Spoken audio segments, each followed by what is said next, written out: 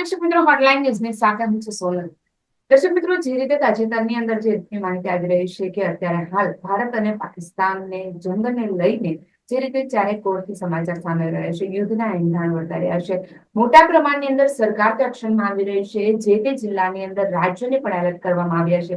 અને તાજેતરની અંદર ગુજરાતની જો વાત કરવામાં આવે તો ગુજરાતની અંદરથી ઘણા બધા ગેરકાયદેસર રીતે વસતા બાંગ્લાદેશીઓની અટકાયત કરવામાં આવી છે. આપણે જો સુરત જિલ્લાની જો વાત કરવામાં આવે તો સુરતની અંદર પણ 100 થી વધુ ગેરકાયદેસર રીતે વસતા બાંગ્લાદેશીઓની અટકાયત કરવામાં આવી છે.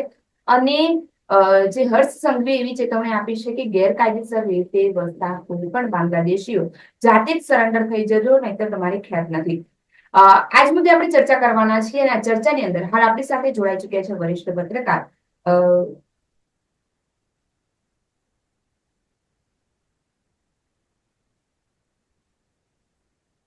આજ મુદ્દે આપણે ચર્ચા કરવાના છે અને આ ચર્ચાની અંદર હાલ આપણી સાથે જોડાઈ ચુક્યા છે હિમાંશુભાઈ ભટ્ટ, કે જેઓ વરિષ્ઠ પત્રકાર છે. આપનું સ્વાગત છે અમારા સ્ટુડિયોમાં. નમસ્કાર, દર્શકોને પ્રણામ. સર, સૌથી પહેલો મારો એ સવાલ કે ગેરકાયદેસર રીતે વસતા બાંગ્લાદેશીઓ જે ઘૂસણખોરી કરીને આપણા દેશની અંદર પ્રવેશે છે, બોર્ડર પાર કરીને આવે છે અને એના કારણે આપણે ત્યાં ગુનાઓનું પ્રમાણ વધારે છે. આ રીતે જ્યારે આતંકીઓ પકડાય ત્યારે સરકાર હાલ એક્શનમાં આવી છે. કેટલાય વર્ષોથી બાંગ્લાદેશીઓ આપણે ત્યાં ભારતની અંદર રહે છે, ગુજરાતની અંદર રહે છે. હવે જ્યારે એક્શન સરકાર લઈ રહી છે, ગેરકાયદેસર રીતે વસતા બાંગ્લાદેશીઓને પકડે છે, શું લાગે છે આપને કે આ જે ઘૂસણખોરી જે બાંગ્લાદેશીઓ કરે છે એના કારણે આપણે ત્યાં જે રેશિયો જે છે, ક્રાઇમનો રેશિયો ગણવામાં આવે તો એના કારણે વધારે હોઈ શકે ખરો? ક્રાઇમના રેશિયોની વાત તો પછી આવે બેન. પહેલા એ વાત સમજવાની જરૂર છે.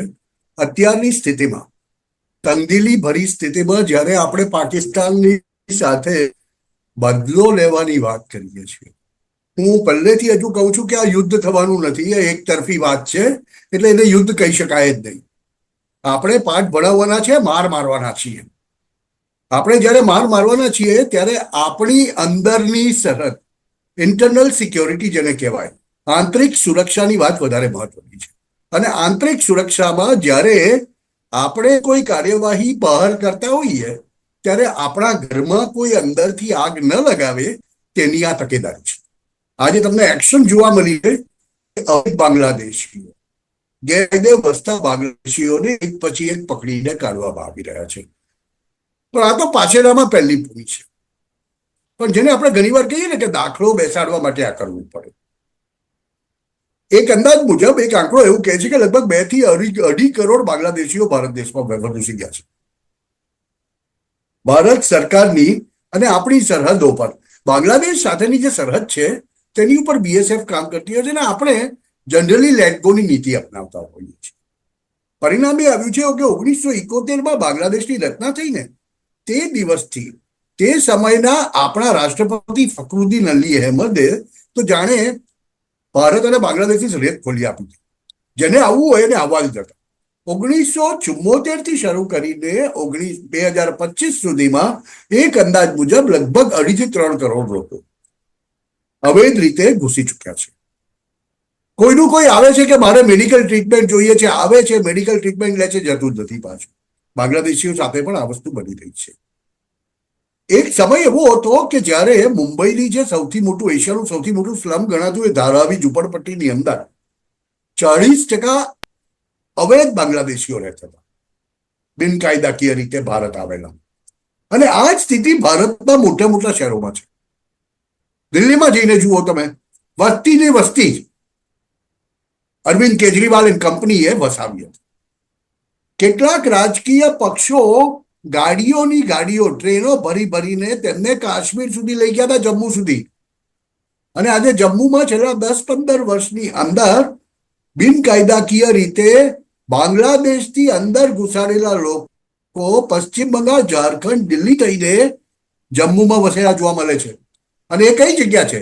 સરહદથી 10 થી 15 કિલોમીટર દૂર, જ્યાં જનરલી ગુજ્જર અને બકરવાલ જેવી જાતિઓ, પ્રજાતિઓ રહેતી, આદિવાસી પ્રજાતિઓ રહેતી હોય છે. હવે આ ત્યાં જઈને એમના ઝૂંપડા બનાવે એટલે સ્વાભાવિક છે કે સરહદ પારથી ઘૂસણખોરી કરીને પાકિસ્તાનીઓ આવે તો એમને એમના ઘરની અંદર પુનઃ આપે, એમનું રક્ષણ કરે, એમને માહિતી આપે કે અહીંયા આ આવેલું છે, અહીંયા તે આવેલું છે. એટલે મેં કહ્યું તેમ કે જ્યારે બહારી એક્શન કરીએ, આપણે કાઇનેટિક એક્શન કોઈ પણ કરીએ, તે પહેલા આંતરિક સુરક્ષાના બંધ માટે પણ આ પ્રકારના તત્વોને ભારતમાંથી કાઢવા જરૂરી છે. આ તો જે વાત કરી હર્ષે, તો જે વાત કરી આપણા ગૃહ રાજ્ય પ્રધાન હર્ષ સંઘવીએ જે વાત કરી, એ તો સીધી સાદી વાત છે કે એમણે કીધું કે જે લોકોએ આવીને સરેન્ડર કર્યું, અમે તમને પકડીને બહાર. અરે ભાઈ, શોધીને કાઢવા પડશે. હજુ તમને નવાઈ લાગશે કે સુરત જેવા શહેરની અંદર, આપણને તો કોઈને ખ્યાલ પણ નહીં હોય, પણ સુરત જેવા શહેરની અંદર બિનકાયદાકીય રીતે વસતા બાંગ્લાદેશીઓની સંખ્યા 2,000-5,000 હશે.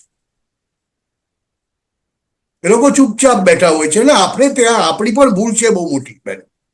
આપણા ઘરની મહિલાઓ, આપણા ઘરના મહિલાઓ, આપણા ઘરના લોકો, આપણે બધા દયાવાન લોકો છીએ.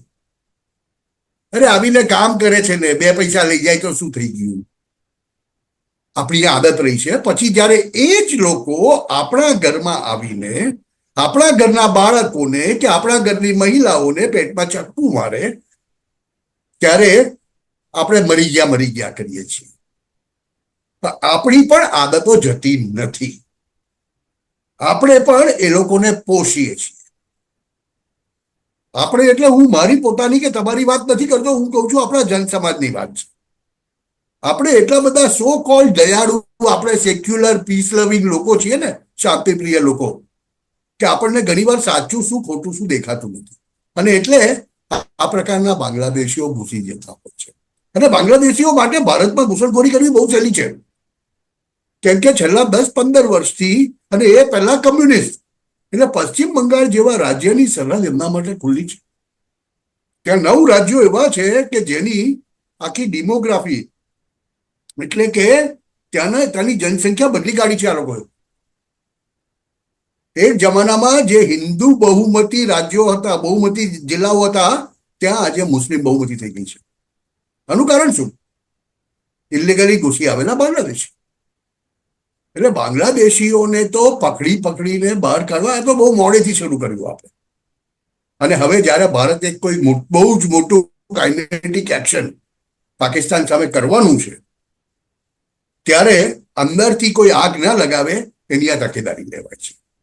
ચલો હિમાંશુભાઈ, જે રીતે તમે વાત કરી કે બાંગ્લાદેશીઓને પકડીને કાઢવા જોઈએ, જ્યારે આપણે ઇન્ટરનેશનલ સરહદની વાત કરતા હોય, અમેરિકાની વાત કરીએ, તો ત્યાં પણ મોસ્કોની સરહદ પરથી ઘણા બધા ગેરકાયદેસર રીતે ઘૂસણખોરી કરીને આવનારા લોકો તો ઝડપાય જ છે.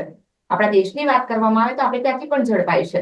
પણ આ જે રીતના સ્ટેટમેન્ટ સામે આવી રહ્યા છે, બાંગ્લાદેશીઓની જયારે અટકાયત કરવામાં આવી, એ લોકોએ સામેથી સરેન્ડર કર્યું, એ લોકો મીડિયાની અંદર એવી પ્રતિક્રિયા આપી રહ્યા છે કે અમારે આતંકવાદીઓ લોકોને મારે, હિન્દુઓને મારે, અમે તો અહીંયા આવીને અમારા કામ અર્થે આવીએ છીએ, તો એમાં અમારો શું વાંક? અમને શા માટે તમે દેશ બહાર હાકલપટ્ટી કરો છો? તો તમને શું લાગે છે કે પહેલી વાત જ આજે કેમ, શા માટે ને શું, એનો કોઈ હક જ નથી બનતો. ભારતની સરહદમાં કોઈ અવૈધ બીજા દેશનો નાગરિક અંદર આવે એનો કોઈ હક જ નથી બનતો. પહેલી વાત તો એની પાસે કોઈ લીગલ ડોક્યુમેન્ટ નથી ભારતમાં આવીને બસવાનું. અને ત્રાસવાદી આવીને મારે, એ ત્રાસવાદીને તમે તમારા ઘરે છે, એનો રસ્તો બંધ છે. એટલે એ જે હ્યુમન રાઇટ્સ એટલે સુડો સેક્યુલરોની વાત છે ને, આ એક જમાનો હતો ભારતની અંદર. એક જમાનો હતો ભારતની અંદર કોંગ્રેસના નેતૃત્વમાં જે યુપીની સરકારો ચાલતી હતી ને, ત્યાં આગળ આ બધા સુડા સેક્યુલરો વસતા હતા. એમને આવી બધી બહુ શોખ હતો કે બહુમતીની એમને ક્યારેય પડી નહોતી. એમને પડી હતી માત્ર અને માત્ર બહુમતી અને મુસ્લિમોની. એ લોકોને બચાવવા માટે એ લોકો દરેક પ્રકારના આકાશ પાતાળ કરતા. એક જમાનો હતો, હવે રહ્યો નથી. એનું કારણ એ છે કે જ્યારે પહેલગામ જેવી ઘટનાઓ બને છે, 10 રાજ્ય 15 રાજ્યના લોકોને શોધીને તેમના પેન્ટ ઉતારીને એ વાતની ખાતરી કરાય છે કે તે મુસ્લિમ નથી, અને પછી મારી નંખાય છે, ત્યારે એ ધર્મના લોકોને બહુમતી ક્યારેય નહીં છોડે. ટીવી ને મીડિયાની સામે તમે ગમે તેટલી કાગળોળો બચાવો કે અમારો શું ગુનો. અરે ભાઈ, મારો સીધો સવાલ છે કે તમે બાંગ્લાદેશના નાગરિક છો, તમારે ભારત આવવું છે, બાંગ્લાદેશમાં તમને ફાવતું નથી, બાંગ્લાદેશી સરકાર અને ત્યાંના લોકો તમને બહુ સતાવે છે, માની લીધું, તમારે ભારત આવવું નથી, પણ તો પછી તમે ઓફિશિયલી અપ્લાય કરીને ભારત સરકારના વિઝા લઈને કેમ નથી આવતા? તમારે ઘૂસણખોરી કરીને આવવાની જરૂર કેમ પડે છે? તમે ઘૂસણખોરી ત્યારે જ કરો એક દેશમાંથી બીજા દેશમાં જ્યારે તમારો ઈરાદો કોઈ ખરાબ હોય. રોટલો કમાવા નથી આવતા આ લોકો, અને એ માટે આપણી 140 કરોડની વસ્તી છે, આપણે એવા કોઈ દયાળુ થવાની જરૂર નથી કે 2-4 કરોડ બીજાને લઈએ. આપણે આપણા 140 કરોડને સરખી રીતે પાડીશું, પોષીશું, તે જ પૂરતું છે. એટલે આ બધી મીડિયા સામે કાગળો બચાવવી, રડારોડ કરવી કે અમને કેમ કાઢી મૂક્યા, અમને કેમ આમ કર્યું, અરે તમને તો પહેલે દિવસે પગ પર લાત મારીને કાઢી મૂકવા જોઈએ. એ તો ભારત સરકાર ને ભારતના લોકોની ભલમનસાઈ છે કે તમને અત્યાર સુધી રહેવા દીધા. હવે વખત આવી ગયો છે, યુ ગેટ આઉટ. જે શબ્દ કહીએ ને અંગ્રેજીમાં, ગેટ આઉટ. અને આનાથી આગળ બીજું કશું જ નહીં હોઈ શકે. કોઈ પણ પ્રકારનું ટોલરન્સ એમની સાથે વાપરી શકાય નહીં. કે અને એ પણ છેલ્લા 1 વર્ષની અંદર બાંગ્લાદેશે ભારત સાથે જે પ્રકારનો વર્તાવ કર્યો છે અને ભારત સાથે જે પ્રકારે સંબંધો બગાડ્યા, પછી તમે બાંગ્લાદેશીઓને ભારતમાં સાથી જ કઈ રીતે શકો? અમારો શું વાંક, અમારો શું વાંક? શું તમારો જ વાંક છે, એટલે જ તમારી સરકાર આવું કરે છે. પહેલા તમારી સરકારને કરો, પછી વાત કરો ભારત સાથે દોસ્તી. એ વાત કરવી બેન બહુ સહેલી છે કે આ માનવતાવાદી અને ફલાણાવાદી ને ઢીકણાવાદી. માનવતાવાદી તો આપણે પહેલેથી છીએ જ અને હંમેશા રહીશું. જ્યાં સુધી તમે અમારી ઉપર પથ્થર નહીં નાખો ત્યાં સુધી અમે તમને નહીં મારીએ. પણ જે સમયે તમે અમારી ઉપર પથ્થર નાખ્યો અને અમારા કોઈકને કઈ જરા તરા વાગ્યું, તો પછી અમે તમને નહીં છોડીએ. અને એ નીતિ બાંગ્લાદેશીઓ સાથે અપનાવવી ખૂબ જરૂરી છે.